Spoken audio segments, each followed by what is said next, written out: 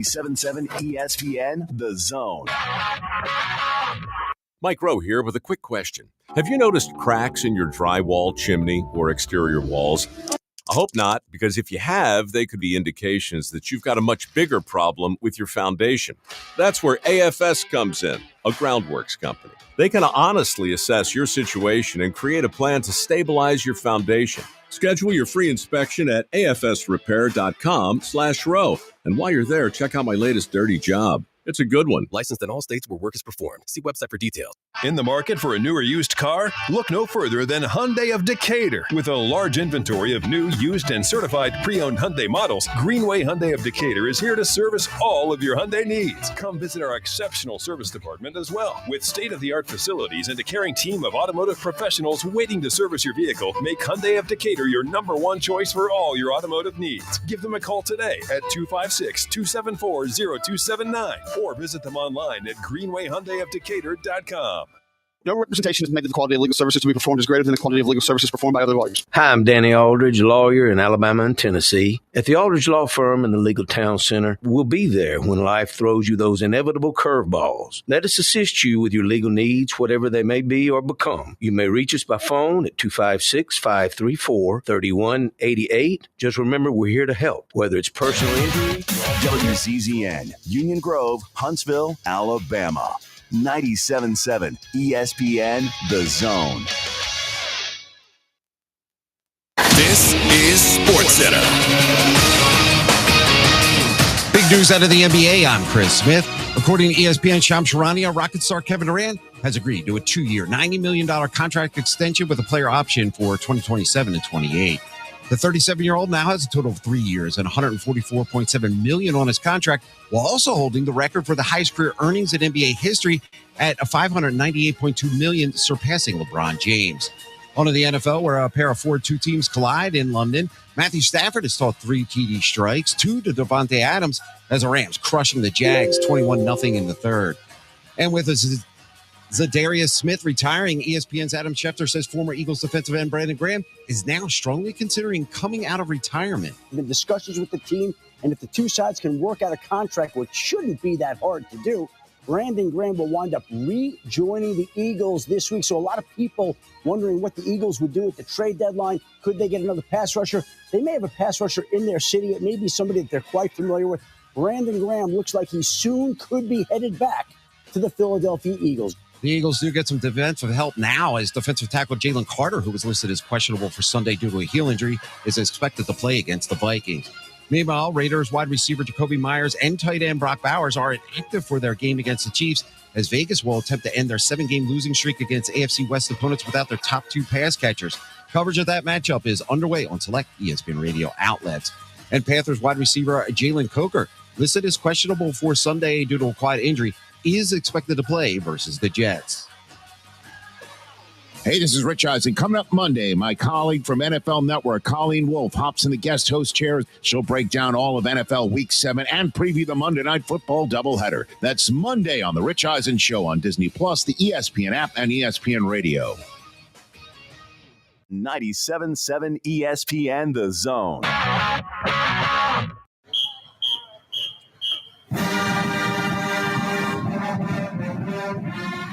Welcome to the Alabama Football Recap Show with Drew DeArmond and Steve Moulton. Smoked by Dreamland Barbecue. Ain't nothing like 'em nowhere. Call into the Neighbors Wealth Management Hotline now, 256-576-4977. That's 256-576-4977. Now, here's Drew and Steve. Simpson from his own end zone, scrambling, being chased, stops, fires, catch made. Davis, first down across the 20 to about the 24. Going wide left now will be Rico, as the ball will be snapped. They'll throw it deep down that right side to right. Boundary. Great grab. We told you there was man coverage. Ty recognized it, and a perfectly thrown ball on an incredibly tough catch with a defender all over him.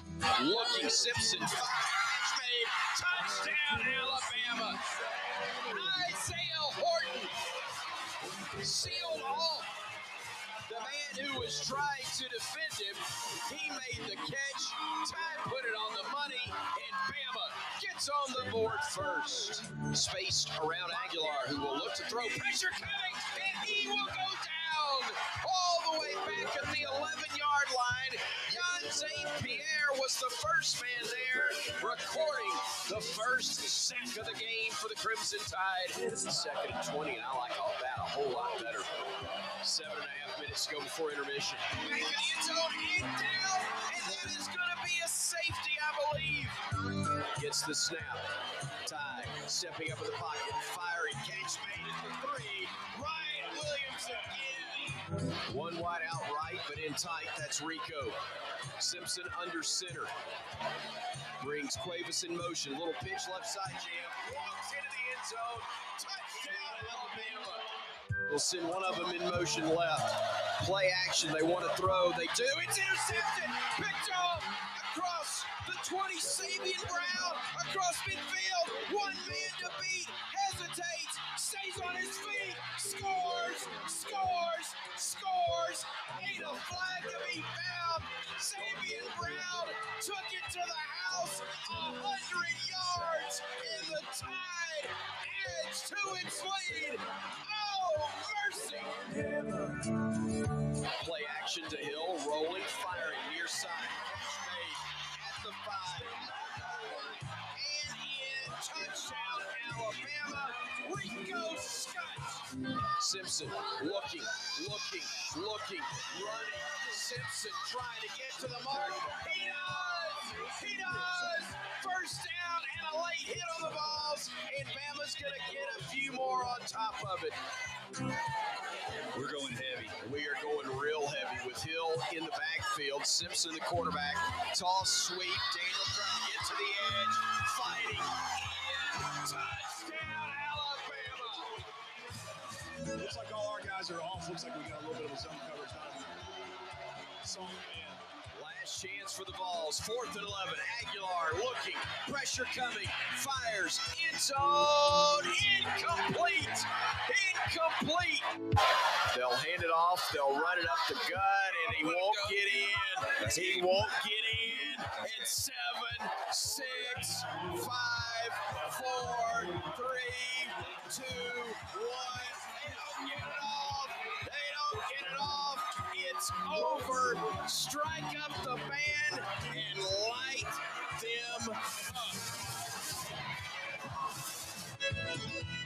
There you go. There it is. The third Saturday in October belongs to the Crimson Tide yet again. As we welcome you into the Bama Recap Show, smoked by Dreamland BBQ. And Drew DeArmond, good morning to you. I know you were down in T-Town. How evil was the turnaround for you, sir? I mean, it was we got in about 3 a.m., 3:15, somewhere around there, but nothing better than beating the hell out of Tennessee, and that's what they did for the 17th time out of 19, and 11 straight in Bryant-Denny Stadium. Yep. Nothing sweeter than that. Because again, Alabama's biggest rival is Auburn. It's a huge in-state rivalry. It's they push each other. Boy. There's dislike on each side, but there's mutual respect. But I think I can say this with pretty much certainty. Mm-hmm. Alabama and Tennessee, there's a lot of hatred. It's not dislike, it's hatred.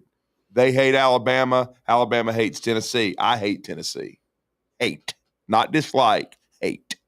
So it was extremely sweet to watch Alabama whip their ass all over Bryant-Denny Stadium again. And, I hope Fulmer was watching.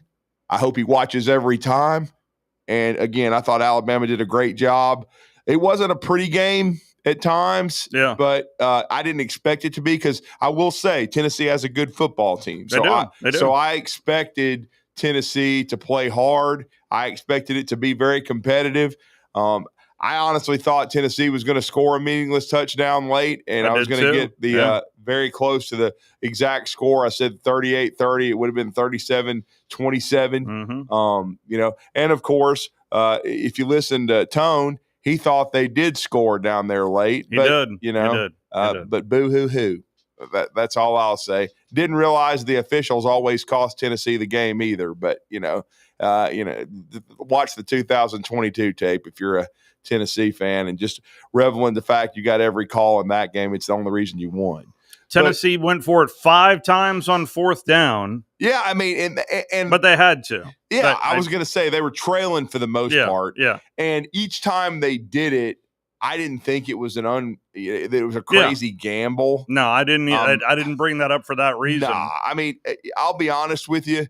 Alabama, the only time that I was a little bit,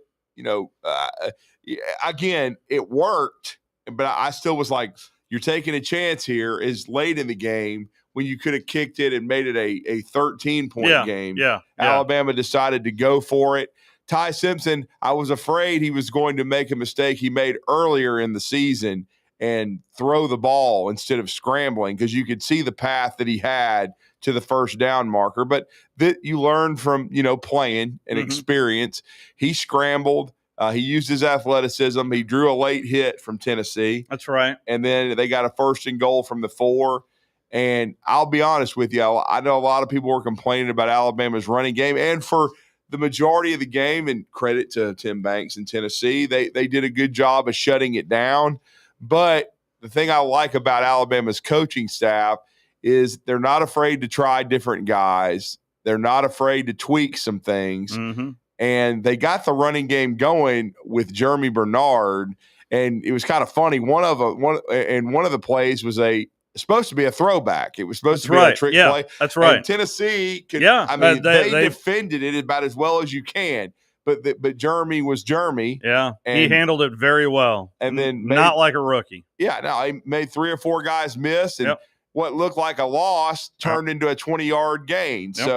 And then, I've been asked about Jam and stuff like that. I just think Jam was contained. They did a great job of shutting him down, but they found Daniel Hill, who is a little bit different style. He's a big 240-pound load, and he was leaning on some dudes.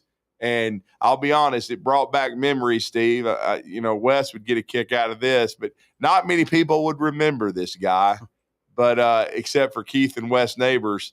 But this reminded me, this Daniel Hill 4th quarter reminded me of the second half of the 1990 Iron Bowl in Gene Stallings' first year, and a man named Junior Sewell, who had his one moment in time, who basically helped Alabama salt away the Iron Bowl. And same kind of body type, same kind of body lean, and was able to end Coach Dye's winning streak there because Coach Dye had won 4 in a row from 86 to 89. And then was coming off of the first one in Auburn, which they won. That's right. And this one was back at Legion Field. So Alabama won it 16-7, and Junior Sewell had his moment in time. But, Daniel Hill, that's 2 straight games he stepped up big. Turns out he's had a quad injury. They said he's been banged up. But he's going to be a valuable member, I think, because, again, I don't necessarily think this Alabama team's ever going to be what you'd consider a juggernaut running the football. Yeah. But, they flipped the script. At one time, they were averaging 1.5 yards a carry, and it was 26 yards. And they finished the game, I believe, with 120 yards and averaging 3.8 yards per carry. And with the quarterback and receivers they have, they'll take that. Okay. And they rotated offensive linemen. I was getting messages, people just driving them nuts. I'm just going to have to tell y'all, this is not Nick Saban's coaching staff. You're going to have to change your mindset about how they approach things. It's just like how many guys they play on defense, because Saban had about 15 to 18 people he played maximum. These guys play a lot more people. Yeah. All right. Yeah. And in the second half, this time I thought Alabama played pretty well first half, played well. Yeah. Tennessee certainly made some adjustments. Pick 6. Well, of course. Helped immensely. Look, man, the 2 biggest plays in the game, it turned out, were the pick 6 and the safety. Yeah. Well, the 99-yard drive was pretty tough. Well, that was that impressive salted it too. away. But Yeah. I'm just saying, by the end of the game, Yeah.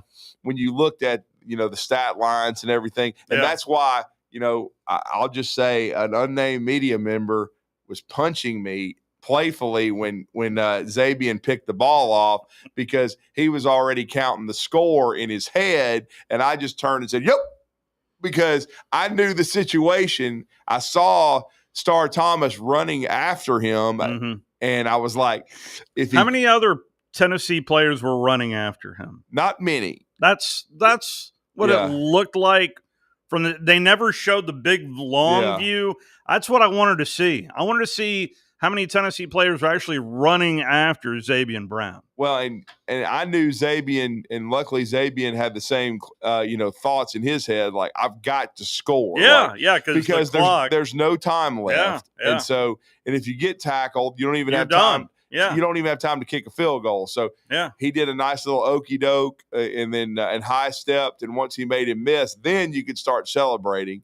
And then there was no flags. And, Alabama took a timeout before that play too. And I'll just say this, Steve, and this is something that nobody would have ever thought a year ago, that the second best player that Alabama would lose in the transfer portal, everybody knows who the best was, Caleb Downs. Yep. He's headed to a top 5 pick. He's already got one national championship. He's playing on the number 1 team in the country.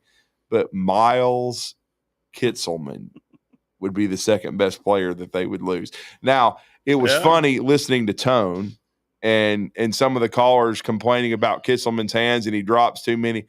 Y'all need to sober up or whatever y'all watching. I don't care what Miles Kitselman is a hell of a football player, and he made a lot of plays. I thought he did too. He also converted a big fourth down at fullback. He's an NFL player, people, and you better be lucky that you got him. And it was a big loss for Alabama because drops were a big deal for Tennessee. They were, and and the receivers, I know they were getting all over Mike Matthews about it. Yeah. But I'll just be honest. I thought the 3 players that impressed me the most for Tennessee was, of course, Deshaun Bishop. He's a good back. Boy, I thought there was a real question on whether or not he would play. Right. And he played in a big way, especially in the second half. And then I was impressed with Kitselman. Yeah. And here's another thing about Miles Kitselman, Tennessee fans, that you need to understand. He's a team captain. Okay. He's a leader on your football team, and he does things the right way. You're lucky to have a winner like him on your team. And I just hate that he had to put Tennessee is a much better football team than I thought they would be this year. Yeah. I thought I didn't think they'd be below 500. No, I thought they'd be 8-4. But max. I didn't think they would still be contending for a playoff spot. And I think they are still contending for a playoff spot. I mean, I didn't think they would push Georgia the way they did, and then they played hard against Alabama. And the other guy that impressed me, tremendously, and I didn't know anything about him going into the season, is Braylon Staley. Yeah. He's going to be a good one. I mean, Alabama contained Brazzell. He didn't do a whole lot. He was okay. Yeah. But I thought Staley was their best receiver. I thought he did a really good job. And then I'll give he was targeted 16 times. And then I will give a shout out to Aguilar. Yeah. He's a lot better than Nico Iamale Doofus, who couldn't read a defense to save his life. All I kept thinking about is what a difference a year makes with the quarterback play in this game. Instead of having Jalen Milroe and Nico Iamaleava and people running wide open the whole freaking game and having no prayer of touching the ball because, first of all, the head won't move, and second of all, you'll probably get hit in the third row of the stands. But you know what I'm saying? But and again, I know that Aguilar made the big mistake, and he's thrown 6 interceptions. But he made some big-time throws yesterday, and he kept him in the football game. And I'll be honest, he's a lot better than I thought he would be because that's another reason I thought Tennessee would be probably not even a top 25 team. Thank you. That's exactly But, I went back and watched a little bit at App State. Yeah. And I guess it does – well, it really does matter who the pieces are around you. Right. So I just anyway, scheme matters. Who's playing around you matters. Joe's upper tier quarterback in the Southeastern Conference. I mean, certainly you do have to start with Ty. Yeah. I think we've all kind of, yes, you do have to start with Ty, but Joey's at least in that upper third in the SEC. But after yesterday, and it was the one reason why I didn't pick up Brett Beard till close to 3:30, is I'm sorry, but when they play in Knoxville, until we'll see what the outcome is, but I think that Tennessee's the second best team in the Volunteer State. After what I watched, I don't think there's any doubt. Vanderbilt thrashed. Yeah, LSU. if you really watched that game, shouldn't have been that close. And it really wasn't. They just took a knee at the end of the game. Yeah. I mean, LSU right on the goal line. They were never going to stop them. Yeah. I mean, it reminded me of Alabama Vanderbilt last year. Vandy had no clue. Harold Perkins was lost. He couldn't figure it out. And Kelly's group got completely outcoached. I mean, that's just all there is to it. That's basically what Brian Kelly said, that just out-executed us. They did. And Diego was really sharp. Yeah. But you can't – the one thing against Diego, you can't come out of your gaps because he will kill you up the middle and stuff, because he's not that fast, but he's quick and he's smart, and he sees that kind of thing. And Alabama – they did that a couple of times, got gashed, and then when they started staying in their gaps, it's like Wallace. Novel concept, right? It's like Wallace Gilberry said: "Let him come back to you."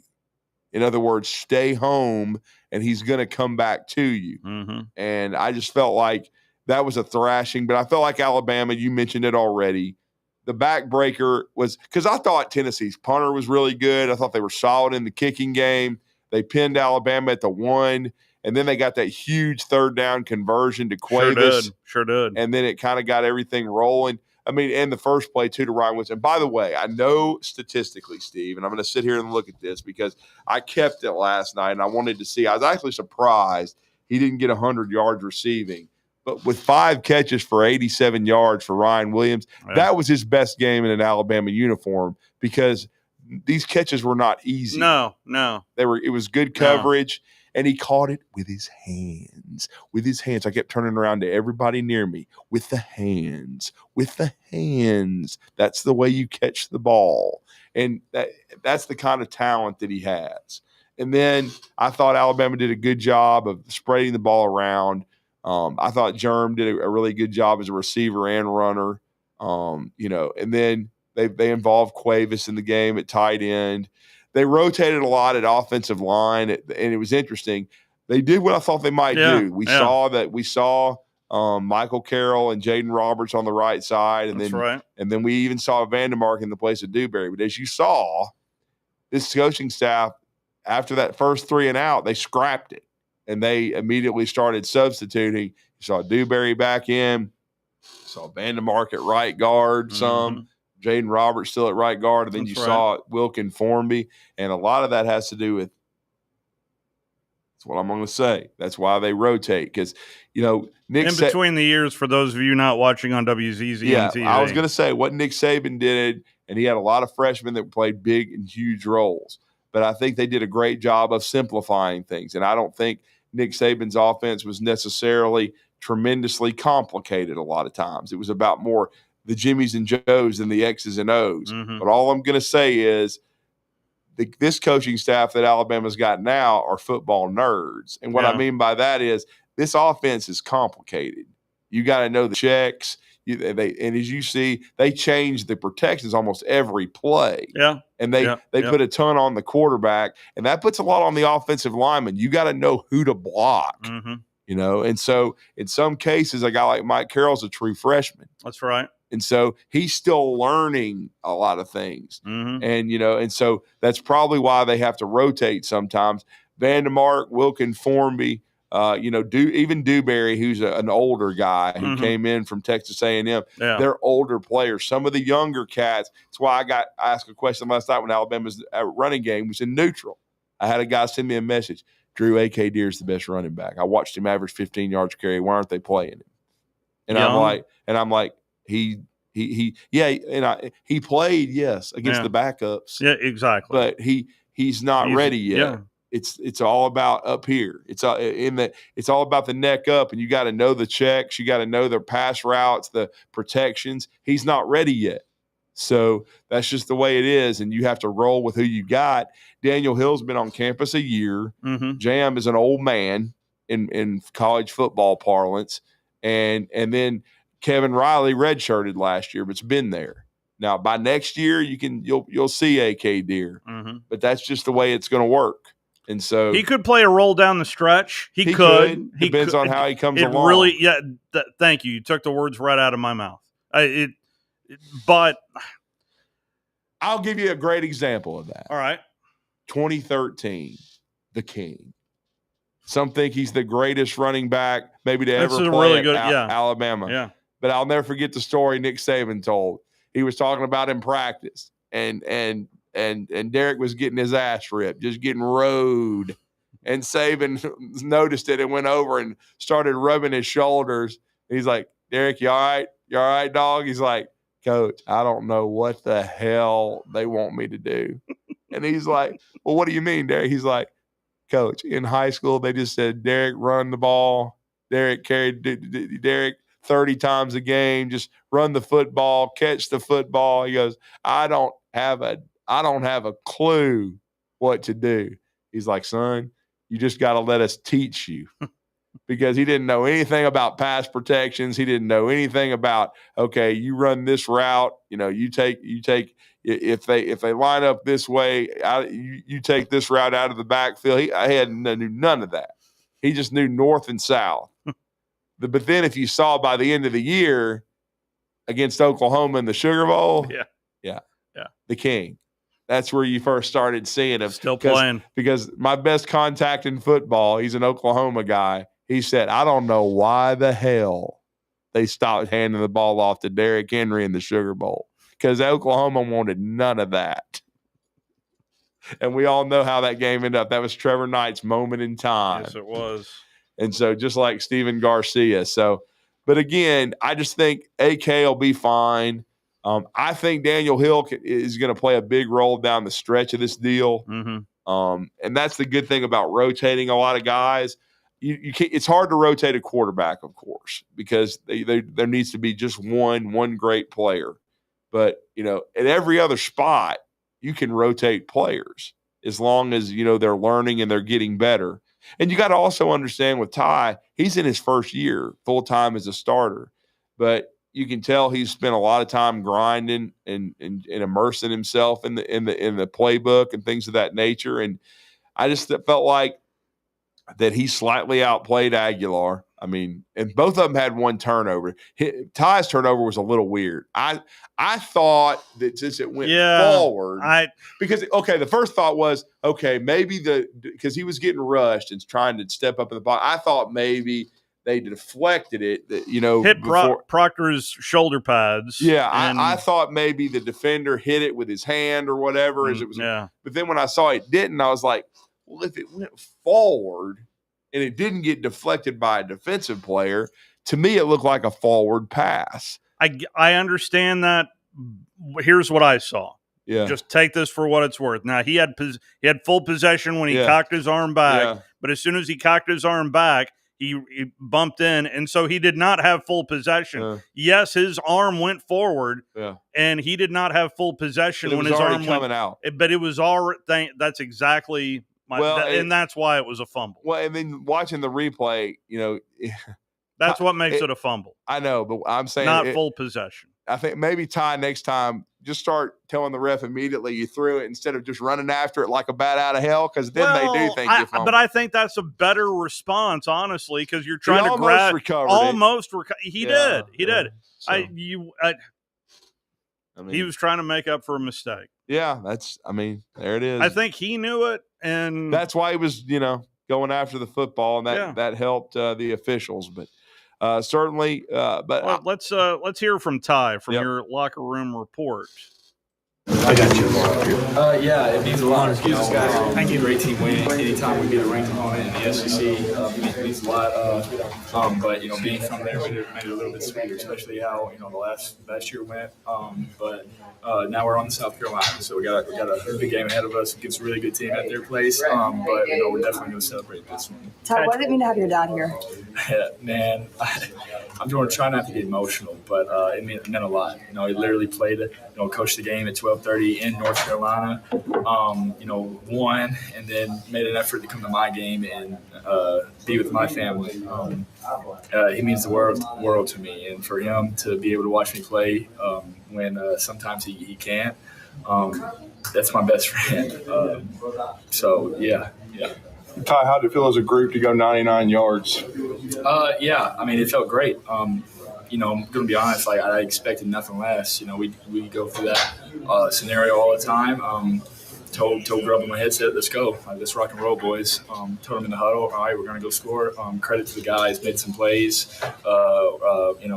Just a credit to our offense and how efficient we are. Sorry, what did it feel like to watch Xavier Brown return that interception? I almost hurt myself jumping up and down. Man, that dude's a baller. Talking to him, to see the growth that he's had over last year. What a great player! What a great person! Big time players make big time plays in big time games, and Xavier's a big time player. That whole defense stepped up to that. Did that? What kind of momentum did that bring in? Yeah, I mean, it gave us a lot of momentum, right? 90-yard, pick six, right? Going into halftime, got the ball back. We just, on offense, we can't go 3 and out after that. Got to get on the guys. Got to start better in the second half. I want to ask you about 2 throws. One early, you're on your own 6 on a 3rd and 13. You hit Cuevas over the middle for a big first down on the first drive. And then second half, you're on your own 1, and you hit Ryan Williams for 14 to kind of get out of the shadow there. How big were those 2 throws? Yeah, those are huge, right? Especially the first drive, right? Cuevo getting a first down, got everybody lifted, got to block better. Overset it a little bit. Thought it was a twist coming, but good play by Cuevo. And then Ryan, came in late. We went on the second cadence, watched the ball, and then made somebody miss. That's what he does. So. Can you speak to Ryan's gone through some tough times, but he seems to be doing more things that make him a complete receiver. Yeah. Do you feel that way? Yeah. I mean, Ryan's the top player in the nation. He gets in his own head sometimes because he has so much, expectation for himself on, who he thinks he needs to be. We've had a lot of talks because that's literally my little brother. And I'm just like, dude, just be you. You know what I mean? Forget, all the outside noise, because that guy, he has so much pressure on himself from, everybody from the media to him, himself. And, he's a big time player, man. And so him being able to, I think he was 5 for 5, 5 targets, 5 receptions. I expected him. Everybody expects him to do that. So really, really proud of him and how far he's come. And, this is just the tip of the iceberg. He's going to keep going. Did you notice anything different about Coach DeBoer's energy tonight leading up to the game? No. I mean, he was the same guy he was last week, the week before that, and the week before that. We knew that this was going to be a hard game. Coach DeBoer's done a really, really good job of his energy in practice and team meetings and everything. It starts with him. It starts with the coaches, and it trickles down to leadership, trickles down to the players, right? So, I love Coach DeBoer. Go to war with that guy. That's you guys are so good on you guys. How are y'all playing with the net? Yeah, I think it just goes back to, everything's all about us, all about what we do. We're going to take. We know every game's going to be a heavyweight fight, no matter what in the SEC.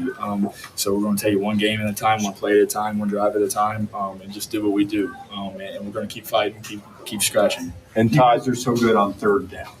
What's the confidence level you have with the play calls and the receivers running routes and stuff? Because we actually call you third down Ty now.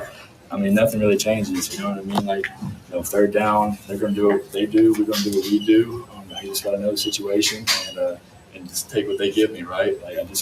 Nothing changes on my end. I just got to do my part. I got good players around me. I got a good support staff, right? As long as I give guys the ball and make sure that we're in the right role, that's all that's going to happen. And speaking of good players around, you talk about the last 2 weeks for Daniel Hill. He's really stepped up. What a baller. Guy came in, gave us a spark in a run game. I mean, he's been battling a quad injury. But I mean, like, guy's a tough player. Gave us a spark and rode him all the way. That's why we scored on that last touchdown. Like, super proud of him, man. Did you have to teach anybody how to smoke a cigar? No, because I don't even smoke a cigar. So that'll be the other part of this game, as it was getting away, that the storylines were getting away to the point Sean McDonough was focused on the smoke. Is Brian Denny a tobacco-free facility? It wasn't yesterday, because Steve, I know you hate those new press boxes, and you hate them. But Alabama did have windows open at the top from the standpoint they had 3 or 4. Yeah. So by the third quarter, I mean, it was. I think it's why my throat's scratchy. Yeah. I mean, it was.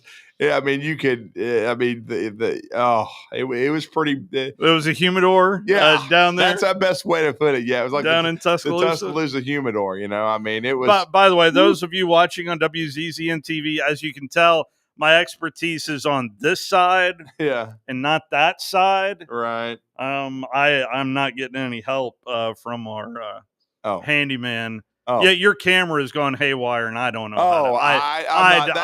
That's not my department. I don't know how to. Anyway. I have a face for radio anyway, so I do too. So I just I don't know what to tell you, fine folks, but appreciate the fine folks at Dreamland BBQ. They are also smoke them if you got them. They are experts in smoke. They're at Dreamland BBQ. So yes, indeed, smoke them if you got them. Yeah, ain't nothing like them nowhere. They're at Dreamland BBQ. And we really haven't talked a lot of defense. And we have not. And I've got it set up in the locker room report too, because it was the coming out party, Steve.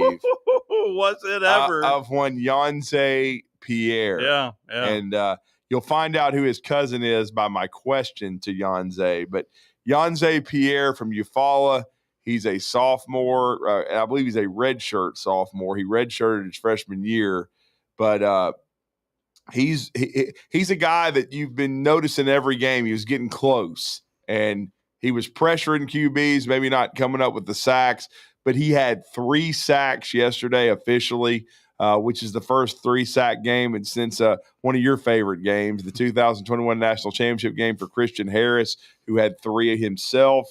But Yonze had 3, including the one that caused the safety, the intentional grounding call. That's right. But they ended up giving him a sack for that.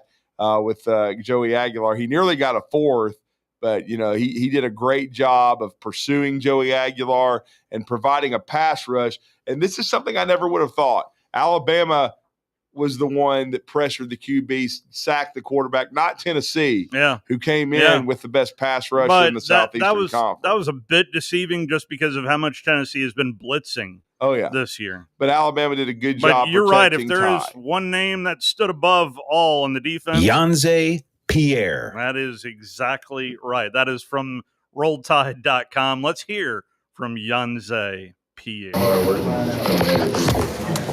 Coach Gordon mentioned you've been close to something like this, but just hasn't quite happened. What was different today for you? Nothing was different. We just played team ball. Everybody, did their job. We contained the passion and just got after it. How gratifying is this for you to have the individuals like that? I mean, without my team, it wouldn't be nothing, man. I mean, the defense stepped up in certain moments, and offense did what they were supposed to do, and just bought out. Hey, Yonze, I know Courtney Upshaw's your cousin, right? Yeah. You got any text from him yet? He was here today. I mean, we talked about pregame, and, bought out for him. Did you make a cigar with him? Nah. I think he was already gone before.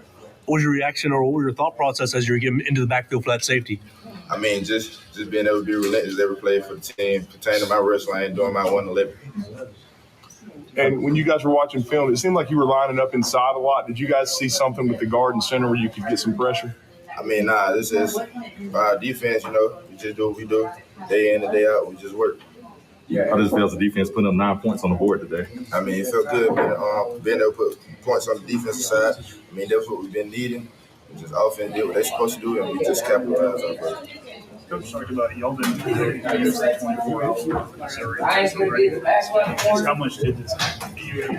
I mean, it meant a lot for us. I mean, we're gonna still do our 24-hour rule here and get back after it for Carolina. There you go. That is Yanze Pierre. Yep, and he was tremendous, and you know, and they've been talking about the lack of sacks and having to manufacture pressures. But I also think you have to let guys get better. Yeah. And Yanze, when the season started, Steve, he was the third team Wolf. Now he's having to start and play a lot of snaps because Quay Russaw was the starter. John Marion Latham was his backup, and Yanze was a situational guy. But the more Yanze's playing, the better he's getting. And so that's going to help Alabama defensively, no question about it. Those ties to – well, so the other part of yesterday was honoring the 2015 team. Yeah. It was really surreal seeing those guys out there and thinking that it's already been 10 years ago. Jake Coker and Ryan Anderson were the two most prominent guys that were with Nick Saban, and Ryan played a few years in the NFL. And then Jake never did have a pro career, but had a really good final senior season with the University of Alabama. And I saw a photo of the reunion. It looked like a lot of guys came back, and of course Upshaw now he wasn't part of that reunion. No. He actually was a part of the first national championship team, had the biggest fumble recovery of that season, really, after Eric Anders got the blindside sack. After, Texas folks thought Colt had it all figured out, and then he got ransacked by Marcel Darius. But that's football. And again, and by the way, Kentucky's just Kentucky. How you can outgain. That felt like the most Stoops sequence in the history of Stoops. I mean, to outgain and dominate Texas the way you did and still lose. How you look at those stats. And then I watched a lot of that game. And then, and you had first and goal from the 3. And you could win the game, and you just can't punch it in. Well, but one thing that so many people associated the Missouri game with the trap game. I actually would call this next game a trap game with on the right, because I know South Carolina got boat raced at home. I know, but I think they are a better team than what they just showed against Oklahoma. They're not very good at the lines of scrimmage this year. They were much better a year ago. They were. And they had Rocket Sanders at running back. But Lenora Sellers, they still have a quarterback Yeah. who for a game is capable of playing like a first-round pick. Yeah. And he had some bright moments against Alabama last year. We all remember Steven Garcia. Oh, yeah. And Lenoris is much more talented than that guy. Yep. So I'm sure that'll get brought up this week. And they still have a guy like Nick Harbor who, sometimes doesn't play like a functioning football player, but he has freakazoid athletic ability. So you have to be ready to play. You're trying to finish off and get to the bye and finish this 5-game gauntlet undefeated. Yeah. And so and then Alabama. Pretty remarkable. Alabama is banged up, of course, and during this kind of run you're going to be, but you got to have other guys step up. We talked about Yanze stepping up yesterday. Daniel Hill stepped up some. Alabama's just going to have some guys suck it up, get ready to play, and then just be ready for South Carolina's best shot. I mean, really, their season's already over, to be honest with you, unless they're trying to get to a minor bowl game. Yeah. And then who knows? Is Shane Beamer, does he stay or does he go?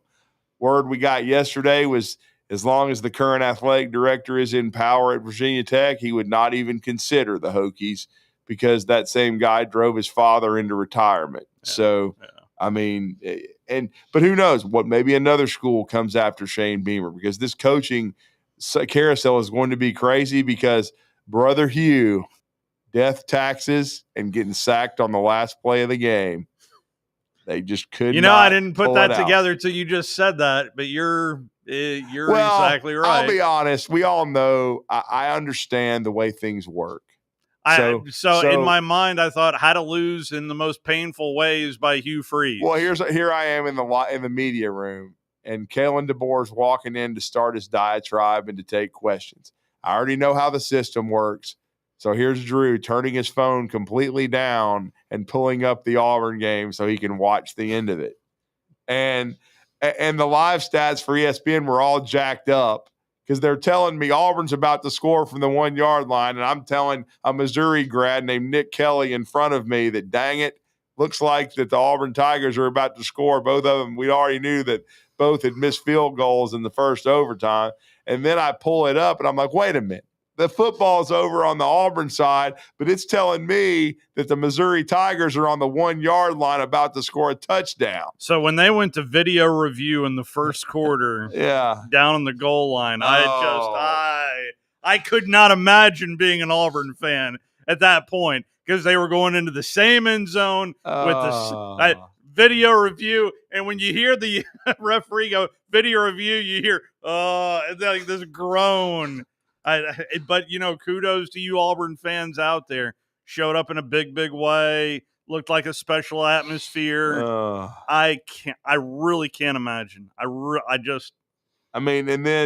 we all had Texas A&M as the last undefeated team in SEC football back in Atlanta. Yeah, and me and Bobby P almost beat them. So but that feels like par for the course on that one. Well, it is, but here's the thing, and I'm watching the overtime, and Missouri had just scored. So now Which one, the first or the second? Second. I'm watching the Auburn Tigers. So the with first ball. one, when Drinkwitz is trying to sell it as best he can, of that went in. Yeah, No, it didn't. No, it didn't. Because I knew that, Because Missouri, remember the last time they were at Auburn, lost in miserable fashion when a running back fumbled the ball. Don't forget, they missed a 27-yard field goal, too. Yeah, that was the thicker kicker, I believe. Yeah, and then Noah Pete fumbles just going into the end zone. Just lost the handle of it, and it went through the end zone. And when I heard McPherson missed the field goal, and then they thought Missouri made it, and Drink's running out on the field to celebrate, and they're like, no, it's no good. Yeah. And then Missouri scores. I tune it in just as Auburn's running their first play, and I'm thinking, wow. But they had to go for two and missed it. So I'm like, Auburn can still win this game. Number 8 in the coin flip for Missouri, he was. It did remind me of Hasselbeck. Yeah. But his team won, Yeah. but as soon as they got the coin toss, he started talking. Well, he was loudly talking. Well, they tried to run a little on first down, an inside handoff, a shovel pass thing. Missouri stuffed that. And then I saw the second play where, they threw the football and they got about 5-6 yards. And then the third play, this is where I was like, oh, no. It was like, Steve, it's like 3rd and 6, and they run the football because they're so scared of the quarterback throwing it.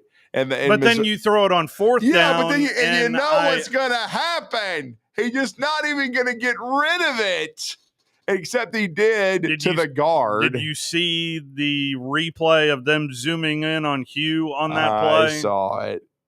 Throw the ball. Throw the ball. To me, it just looked like he was forlorn, and he's like, just give me my check, and I'm out of here.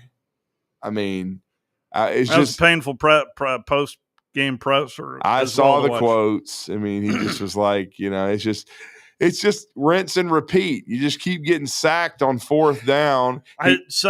In the broadcast on the SEC network, I didn't realize this. This is the 4th year in a row that Auburn starts 0-4. They haven't done that since 1944 through 52, according to Justin Ferguson.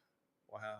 I mean, it's just it's getting bleak on the plains. And by the way, 8 conference games yesterday, and I'm telling you, I was flipping around as best I could, but every game was Mississippi State. Oh my gosh, now, Mississippi State! I didn't see the end of it. Oh okay? My gosh, we were watching it on TV. I was texting back and forth with Mac Wyatt in the 4th quarter, and then all of a sudden, you throw it to a Florida. It was a Florida big guy too. I really couldn't believe it. I really couldn't. I was just wow. That really, and then because. Follow a few of the Florida sports writers, and they showed Billy getting booed going off the field. He won the game. No, and he's getting booed. He's getting booed, man. I talked to some Florida media on the way home, and they admitted that the fan base wants a Black Sunday. They want Billy gone, and just to start the search. Can we have a Kirby Smart versus Steve Spurrier? No, it's not going to be. Can we do that? Just interim? Can we do that? Spurrier. Can we just put Spurrier in there for a couple of games? No, that's not going to happen. No. I mean, and by the way, tomorrow I am filling in for the Tom Abraham show tomorrow from noon to 2. There you go. Somebody called in and said the words Georgia is done. Uh-oh. Well, looked pretty spot on until the fourth quarter. And then Georgia fourth quarter showed up again. And then Lane burned the popcorn again. Wow. You're up 2 scores. Yeah. 2 scores, and still wasn't enough. Nope. If you'd like to call in, you can do so on the Neighbors Wealth Management Hotline. I believe I saw Brandon's name pop up. The number to call in is 256-576-4977. Is this Brandon? It is. How are we doing there, Brandon? Good morning or afternoon or whatever the hell time it is. Yeah. I don't even know what day it is, honestly.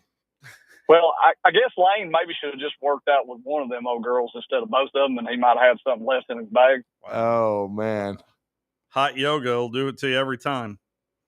Hot yoga. Full hour.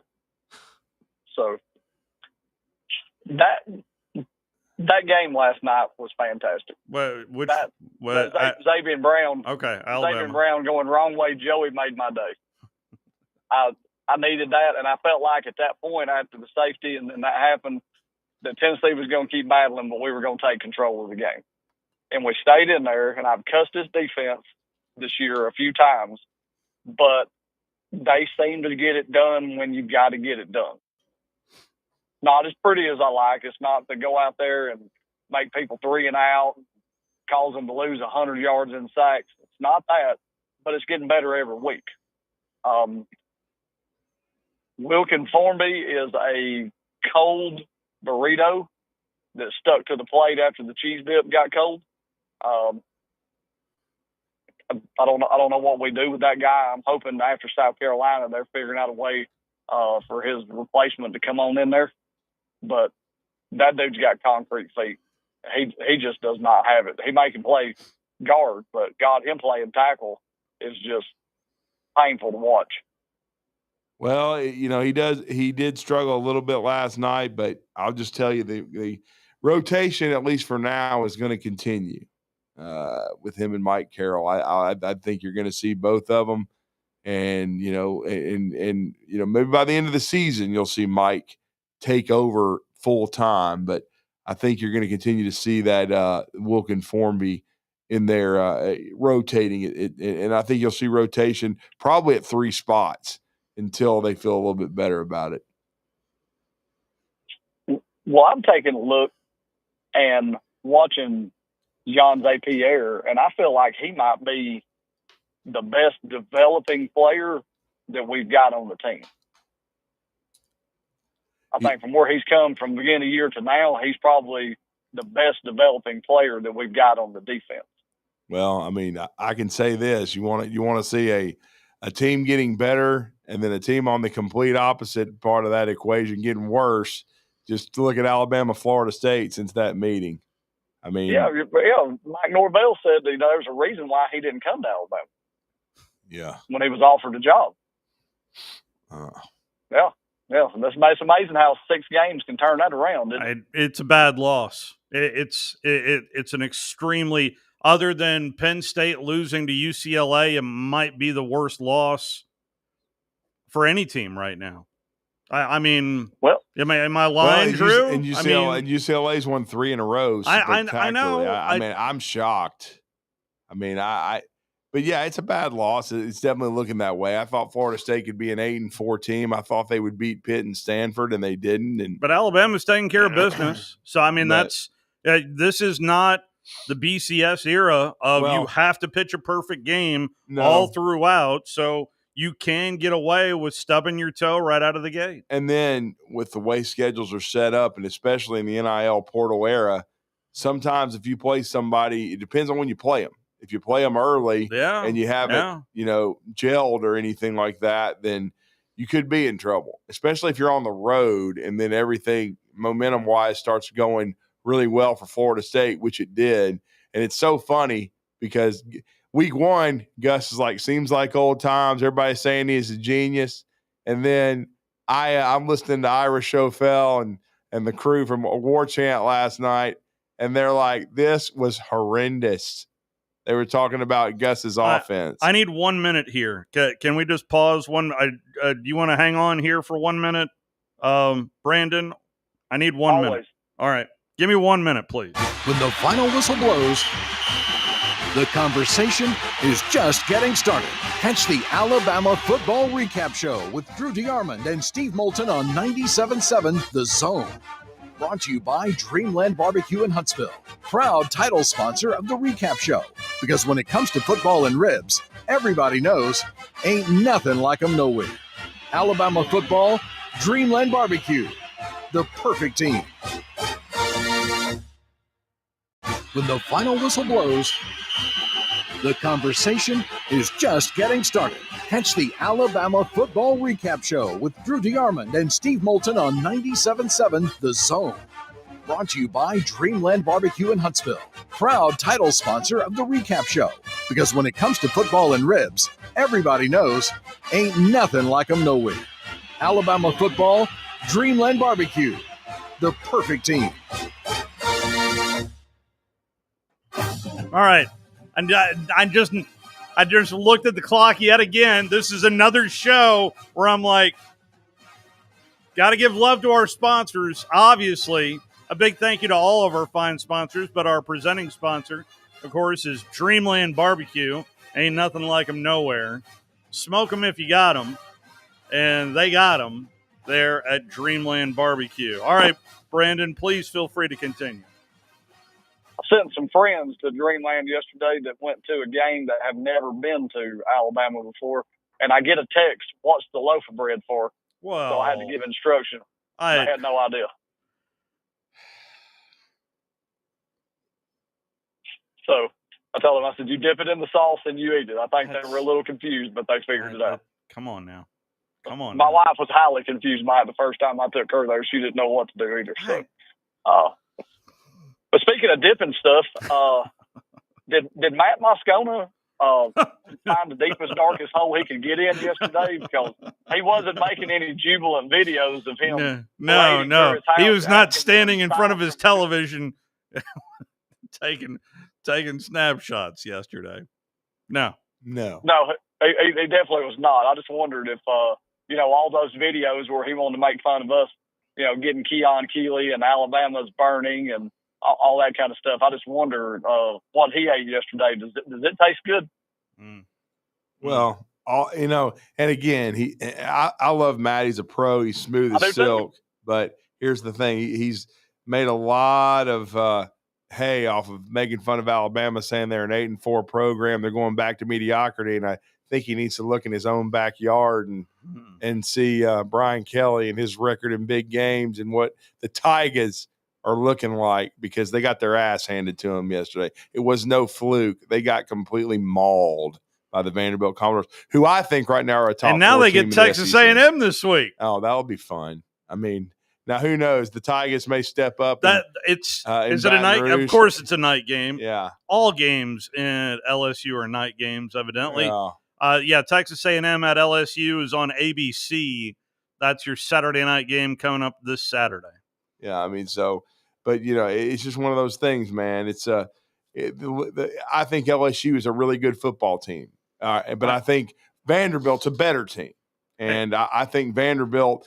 I've watched Alabama play every game this year, and I can say, at least the best SEC opponent they have played is Vanderbilt. I think they're better than Missouri, and I definitely think they're better than Tennessee. I watched that game yesterday. And the Commodores are better than the Vols. I think Well, I'd like to get into that here in a little bit. Brandon, we've got another somebody else on hold. Appreciate the phone call, sir. Thank you, sir. Hey, Steve. Yeah. Before I go, are y'all disappointed that Kirby didn't take any shots about being called fat at Lane Kiffin after the game yesterday? He's not. I am very upset that he did not take a low blow. Well, but nobody asked him so that was all set up by a silly ass question on Monday of who do you think burns more calories on the so nobody asked him that question post game. I doubt I would have, but anyway, that's my 2 cents on that. Thank you, Brandon. Roll Tide. Back out to the phone lines we go. Good morning. You're on the Bama Recap Show, smoked by Dreamland BBQ. Who's this? What's up, fellas? Be Rich. Hey, What how up, we doing? man? How you doing? Good morning. Good, man. Good to see you after the game yesterday, Drew. I thought another fantastic showing in Bryant Denny by the Black Hoodie of Death. Very solid win. I got to see Kalen up in Huntsville at the Yay, Alabama event right before his first season. Right. And I told him that the most important game on the schedule was the Tennessee game because we enjoy smoking cigars once a year at least. And he let me down the first year. He did not let me down yesterday, man. This team is rounding into shape nicely, and it seems like, Drew, every game there's another guy that steps up. I thought Red Morgan played his best game in a Crimson uniform by far yesterday. Good point. He was fantastic. Daniel Hill is just demanding playing time right now. I mean, that guy is an absolute monster. And I think we all thought maybe Richard Young was going to be that number 2 back. Yeah.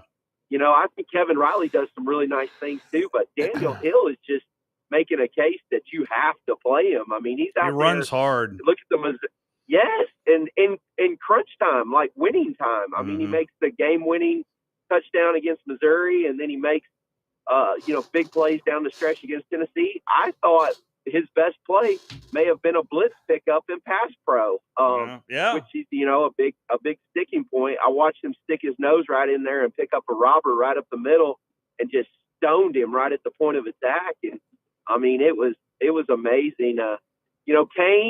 Kane is what I think Kane is. I mean, this is just a bend but don't break defense. I love that they bowed their neck right there at the end, despite the 16 pass interference calls in a row. They just wouldn't let them get in the end zone. So, of course, well, David. I'm sorry, B. Rich. I was just going to say, but I listened to a call-in show all the way back home, and according to the mouth breathers over there at Knoxville, those were makeup calls. Those were makeup calls? Yeah, all the interferences. Wow. Well, Drew, at least they didn't come after, at least they didn't throw a flag on our boy Brown there when he was halfway down the field returning that pick six for a phantom interference call, because we know. Yeah, there was part of me thinking about that as well. Well, that's why Chris Stewart rightly said there ain't a flag on the field. Yeah.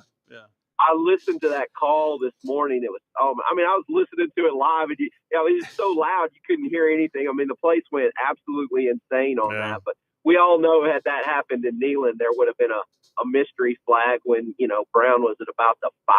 So just a great night, great atmosphere last night. People were kind of questioning the Vanderbilt game. I will say up to this point, Alabama hadn't had many big home games, but that Vanderbilt, people thought the environment wasn't what it should have been. I thought it was 100% on point last night. And I would expect it to be that for, LSU and Oklahoma the rest of the season. So big win, man. Third Saturday in October is special to us, Drew. We grew up in the middle of that hate. So I'm never gonna regret or apologize for, what I thought was, could have been a more convincing win, but, just kind of played with our food a little bit in the third quarter there. But it was a great night, man. It was a great night. Now it's time to get ready to go on the road in the SEC, which is it's not easy in this league, no matter who you play. No, just ask Sark. Yeah. Did you hear his post-game conference? No, I did not. I did not. My God, he sounded like he had been in the ring with Mike Tyson for 12 rounds. I mean, his comments were like, same kind of deal. He's like, I'm just not going to apologize for winning a close road game on the road because this conference is that difficult. Well, he kept mentioning Wednesday how dangerous they were, and I asked him, what makes them dangerous, and he went into their line play in particular. So it's going to be really interesting to watch that situation down there. Not to say, I don't know. I guess just after Penn State fired James Franklin, I wonder if anybody's safe anymore. But that's going to be a situation worth monitoring if they can't get things straightened out down there and start looking a little bit better. But then I'll jump off here and let somebody else get in. But roll tide and let's keep it going next week. She's 21, man. Congrats to Odge, bro. It was great to see her. Man. She had a special night. So it was good to see you, Drew, man. It was awesome. It was good karma there. I just gave a fist bump to Greg Byrne, come off the field, and there you guys were. It's like a Hallmark moment. Hell yeah. Roll tide, brother. Take care, man. All right, see you, man. Except with some whiskey. Even though I didn't drink it. Cigar? I don't smoke. I took enough down, in my throat, though. Coming through the stands. Your Week 9 schedule upcoming begins with Ole Miss at Oklahoma. Good Lord. That's a trap game for, if you want to call it that, for Lane Kiffin. Coming off of that emotional game in Athens. And you're up by 2 scores. And you got to play that D-line? Yeah. In fact, Lane brought up my question to him on Wednesday, the very last, because I called it. I asked him about some benchmark games for your programs. This felt like a benchmark game potentially for his program. And 3 quarters into it, and he mentioned of what he has to turn around and go to. Anyway, you can go listen to what Lane had to say there in response to what I asked him on Wednesday. It's the last question. It's really his last statement of that post-game press conference. Auburn at Arkansas. Who do you think's favored in that one? Lines are out. Who do you think's favored in that one? I would favor the Hogs by 1.5. You've got the 1.5 right. The Auburn Tigers are a road favorite of 1.5 in Fayetteville. I'm going to take the Hogs. I mean, they're playing for Bobby P. Is Hugh still? Yeah, Hugh will be there. I mean, all these close losses. Alabama, South Carolina. Alabama is a 18.5 would be my guess. 13.5 is the number. Not as big as I thought it would be, considering how well they've been shoelaying on offense. Missouri at Vanderbilt. Diego by 4. It is a Vanderbilt point spread again, as they are a 3-point home favorite over the Missouri Tigers. I was close. Also, Saturday afternoon, you got Texas at Mississippi State. Uh-oh. Yeah. And they thought Kentucky was tough. And how Mississippi State lost, too. Well, see, I didn't see this, Steve. I just saw the final score, 23-21. How did they lose? So they're in field goal range. Right. I think it was a third down. Is it already 23-21 at this point? Yes. Yeah, it's everybody's already assuming that Mississippi State's about to kick the field goal to win 24-23. And a little dump off, and one of the linemen for Florida backs off in coverage. Oh, man. Threw it right to him. To his credit, he caught it and then immediately ran over to Billy with the football. Kind of like that scene from The Replacements. Yeah. Of Gene Hackman saying, "Go give me the football." Yeah. And the guy comes over and brings him the football. Yeah. I mean, I ain't going to lie. Ryan Williams looked so good with his hands. I was thinking he was the replacement guy with all the stickum on him. So, by the way, Texas is a 6.5-point road favorite down there in Cowbell Land against Mississippi State. Clanger. And then LSU playing host to Texas A&M. What do you think there? I'd say the Tigers are a 3-point favorite. That's what I would thought. Texas A&M's a 2.5-point road favorite at LSU, and then the late night game up in Lexington, Kentucky, with the Kentucky Wildcats playing host to the Tennessee Volunteers. Both Come teams. on, Stoops. Put it together one time. So we all know Tennessee's favorite. How big is the number? 8. 9.5. Well, it's close. 9.5. I just want to. I want to be able to tune in to Tone and those people taking 5 hours of phone calls after they lose to a basketball school. So this is how Sagarin has ranked the SEC now through 8 weeks. It's Alabama 1. Again, this is not just how they see it with Jeff Sagarin in his formula. Alabama 1, Georgia 2, Texas A&M 3, Texas 4, LSU 5, Ole Miss 6, then Oklahoma, Missouri, Vanderbilt, really, Tennessee, Florida, Auburn, South Carolina, Arkansas, Mississippi State, and Kentucky. These are updated, right? Yeah, this is updated because that middle part threw me a little bit, still having Vanderbilt below Missouri. But Vanderbilt is above Tennessee, Florida, Auburn, South Carolina, Arkansas, Mississippi State, and Kentucky. I'm impressed with Vanderbilt. I thought they should have won by a bigger margin yesterday. Well, let me give another shout out to somebody. We were all watching it up in the press box.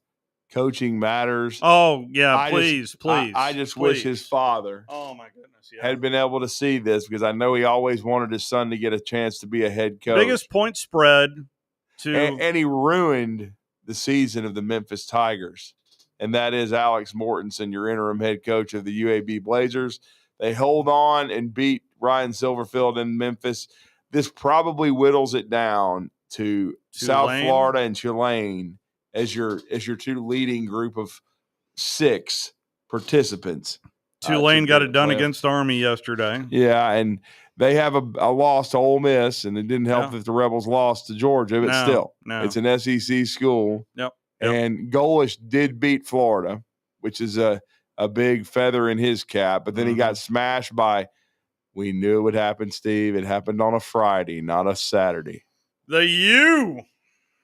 I've told you about Cristobal and the Turds. They lay them. And your boy Beck, he was like the singer Beck. He stunk. Loser. Loser, baby. Why don't you kill me? I'm not saying that's that. a Beck song. That's a song. That's a song. Nobody needs to do anything. No lives need to be lost here. You said Beck, reminiscing. So that's why I went there in my. So because Brandon's listening to this, he remembers Beck. Yeah. I'm just saying, Carson 4 interceptions, Steve, horrendous. And so, and I was not shocked at all. I mean. I've just seen Mario do this so many times. I'd like to believe the ACC is a one-bid league, but I thought of that last year as well. You still got Georgia Tech though, and they're still undefeated. Yeah, and so they Brent Key's doing a great job. They're 7-0. Yeah, all of a sudden that clean old-fashioned hate at the end of the year looks pretty darn sporty. Steve, is that going to be? That's at Mercedes-Benz. They moved it. Well, yeah, we were listening. We heard them announce that several times. In Atlanta. And when we were, I wonder if Brent Key would like that back over, for the home stadium because that's going to be more split down the. Well, I don't think it's even going to be split. I think that's going to be a Georgia home game. Well, I just, they kept announcing it, during the Alabama-Georgia game, and I've heard it announced several different places about clean old-fashioned hate and Mercedes-Benz. That may be the most in-demand Georgia Tech ticket in a long time, just simply because of the Tech fans. Well, I might have to go over there for that. Uh-oh. Here we go. Steve going. Yep, might have to head over to Atlanta for that. And then I started hearing some rumors, too. We all know Brother Hugh's in trouble. At Arkansas? Auburn, and no, the guy that there's somebody politicking behind the scenes, Steve, trying to get the Auburn job already. Yeah, I would have to. We got Auburn sponsors, great Auburn people that sponsor this station, so I would have to tone it down a little bit if this guy were able to pull enough strings in politics to get the job. Not Bobby P, right? Be unbelievable if Dirt Neck got the job. Wow. He has ties to the program. Yeah. Well, I've done a good job. I mean, hey, look, I've only recently restarted the Hugh Freeze because he's basically a dead man walking. Yeah. And by the way, tell him no bongo drums last night for Hugh Freeze. That's right. That's right. Dirt Neck. Yeah, let's clean that out of the closet. Well, I would think Dirt Neck would have a better shot to get the UAB job, but I'll just say this, Steve. I can't. You can pull it up if you real quick, but I think Mort his best chance would be to get to a bowl game and have a chance to be the permanent coach at UAB. A couple of players were quoted as saying that the final comments made by Trent Dilfer, and I think it's obviously pretty accurate, telling the team you're not a bad football team, but you're playing badly. Because I'm an idiot. That's what he should have said at the end. Because I've interacted with Trent. He's a good dude, but he was horrendous. I mean, horrible. He stole money for almost 3 years. I mean, he has no clue how to be a college football coach. None. He has no business ever doing it again. UIB is 3-4, so there is potential of a bowl. So what? They got 5 left. They're 3-4 right now, and let's see here. Where is your schedule, UAB? I just thought of my man David Crane. He must have had fun yesterday. Yeah, I texted David yesterday. Yeah. At UConn, at Rice, home against North Texas, home against South Florida, and then at Tulsa. I don't think it's out of the question that he could get to 6-6. If he got to 6-6, Steve, he might have a chance because he'd probably get him to a minor bowl game. 31-24. The old UIB Blazers winners yesterday. Well, I will confidently say if Dilfer's coaching that game, they don't win. I would confidently tell you I think you're exactly right. So, and everybody loves Mort. I mean, he was hired, I believe, 3 times by Saban. Yeah. He was one of the most trusted off-the-field coaches because he was basically an offensive analyst. Well, that turned into one of the questions of, I think, the 2015 staff. How many people on that staff are currently head coaches? And the answer was 6. 6. Yeah. Mort just did great things, and his father was one of the greatest media people of all time. Genuine. Really, just a genuine guy. Good fortune to meet him quite a number of times just because of how often he came to Atlanta. Yeah, he covered the break. Yeah. People don't understand. He was a baseball beat writer. That's right. At one time. But Mort was the pros pro. No, he you know what I'm saying? And that's why ESPN's not the same. I mean, they have Adam Schefter now, but you don't have Mort. And he was one of the driving forces that made them so popular. You know, I always thought he and Mel Kiper made the draft as far as the coverage goes. I don't think anybody can fight that. I think that's – let's close things out. A big win for the Alabama Crimson Tide, as now they'll move on in what I think could potentially be called a bigger trap game, especially after South Carolina laid an egg this past Saturday. You just got to keep on keeping on. I mean, to me, the MVPs yesterday were Ty Simpson on offense, Daniel Hill, Jeremy Bernard, Ryan Williams. That foursome did great things, and I thought led the way for Alabama getting a big win. Jan Zapier on defense, Zabian Brown. I thought they were both tremendous. You mentioned a little bit of Red Morgan, kind of an unsung hero. Yep. Came in at the nickel spot and did a nice job. And then I really think, too, Bray Hubbard was, again, really solid. And then the guy that's getting better to me that I really like is Nikai Hill-Green. Yeah. I mean, he's provided some stability at inside backer because Deontay Lawson looks to me like the sophomore version of – Okay. And I mean this because he was coming back from a knee injury of Dante Hightower. Hightower wasn't himself until 2011. and he came back. Lawson is still not himself coming back from the ACL, but Alabama, great win over the Tennessee Vols, 17 out of 19. That's domination, and they've won 11 in a row inside Bryant-Denny Stadium. There's a lot of Tennessee fans that have never been alive to see the Vols win in Bryant-Denny Stadium, and that's always a comforting thought for me since I hate Tennessee. That'll wrap it up. We'll be with you again next Sunday to wrap up the South Carolina game. Have a great weekend, everyone.